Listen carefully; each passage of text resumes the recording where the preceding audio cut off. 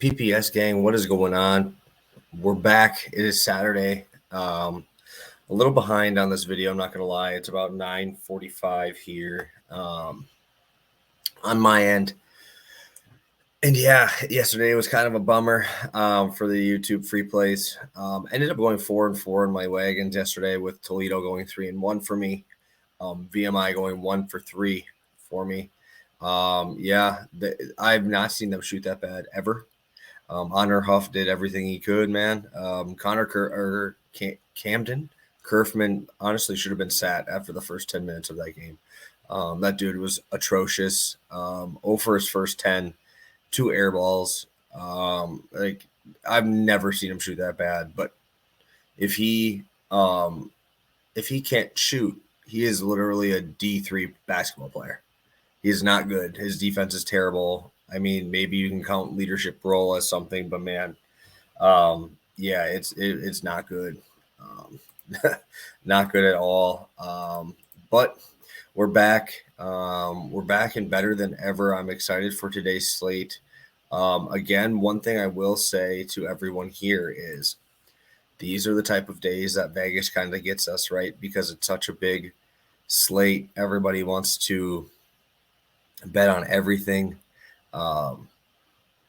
And you got to really pick your spots, pick your battles here today on a slate like today. I am very excited. I know a lot of my not wagons, but teams that I'm very comfortable with this late into the season.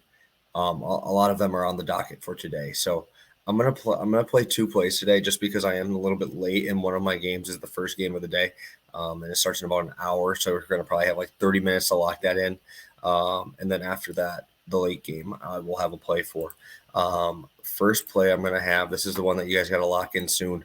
I'm going to be on Auburn's first half, the game over, 72. This is a -110 play, 1.5 unit, and I really just love fading this Georgia defense.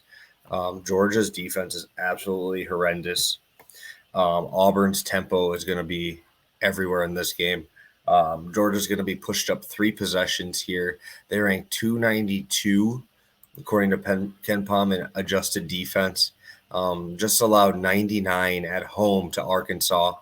They allowed 82 against Bama at home. And they just played Auburn 2 weeks ago and allowed them to score 52 first half points. Their last game when the Auburn played Bama, 88 points in their last one, 82 against Ole Miss for an Auburn game. So there's going to be pace here. It's going to be fast. Like, Georgia's going to run with these guys, and they're just not good defenders. They foul way too much. Their inability to stop 3-point shots is bad. It's just really everywhere we put this, Auburn is going to be able to score on these guys. Georgia ranks 339 in points allowed at 77.4 points per game.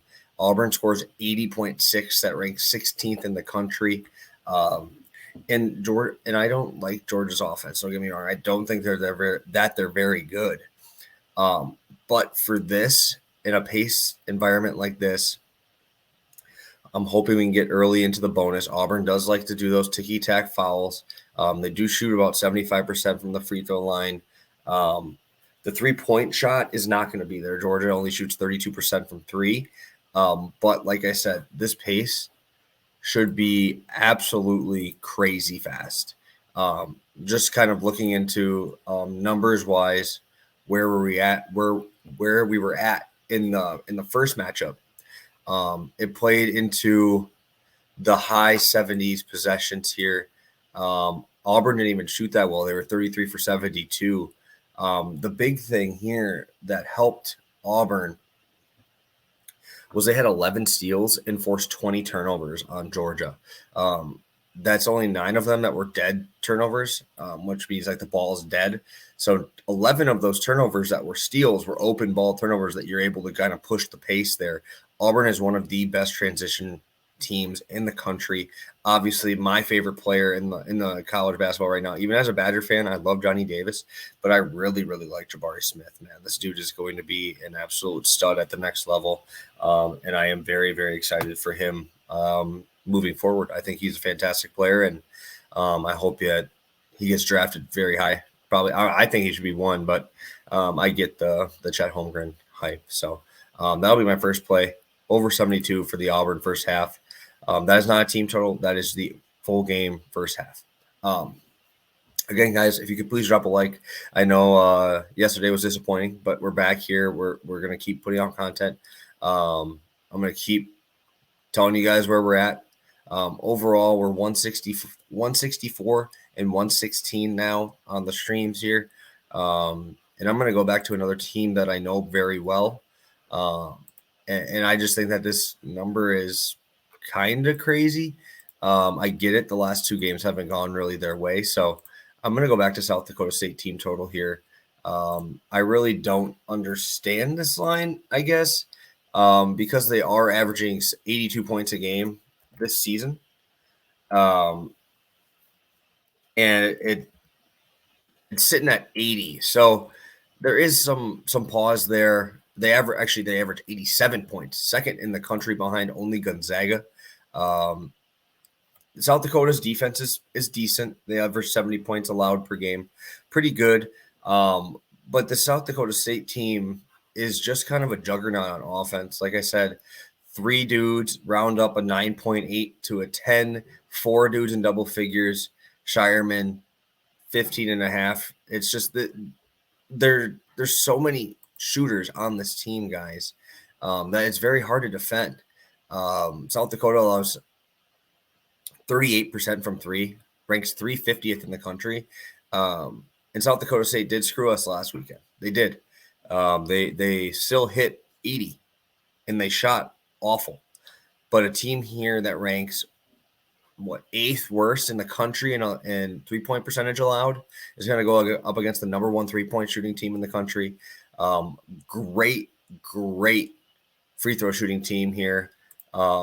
Everything here just kind of matches up that South Dakota is going to be okay with allowing South Dakota State to shoot threes. I think 80 is absurd, especially when you're averaging 87 per game. I think that we're getting a very nice buy low spot here with they had North Dakota State last Saturday. We lost that one. They came back and had to play North Dakota at North Dakota. So that was a very, very bad scheduling spot for them. And now they're going to be heading to South Dakota. Obviously, that's a lot closer to them than South Dakota State. But if you look back to this, North Dakota State, they scored 80, so this would have been a push. 96 versus North Dakota, 93 versus Western Illinois, 92 versus St. Thomas, 80 versus Denver. So prior to their last game, they are 2-4-7-1 to this number with 6-1 to this number, 6-1-2 with 2 pushes in there. South Dakota is just a juggernaut on offense, undefeated in conference. This team is going to be a problem for anybody who plays them in the NCAA tournament.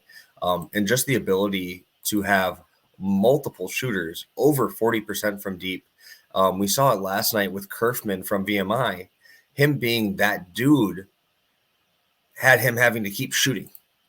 If Baylor Shireman, a guy who's shooting 46% from 3, if he is struggling, guess what? Their top scorer, Friedel, shoots 40%.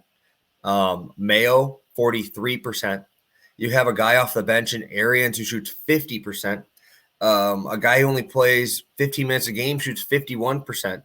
They have 6 dudes shooting over 40% from 3. That is absurd, guys. So if one guy's missing, I like the ability for them to be deep. I like the ability for free throws, and I just like the ability of this team, shooting-wise, to shoot their way kind of out of this this mini slump where they scored 80 and 70 points, right? This team is a juggernaut, and I just think that this game is going to be kind of a beatdown. 7.5, I don't think, is wide enough for a South Dakota State team that is undefeated in conference and is just a buzzsaw on the offensive side of the court. So thank you guys so much. We'll have 2.75 units out ready to go today.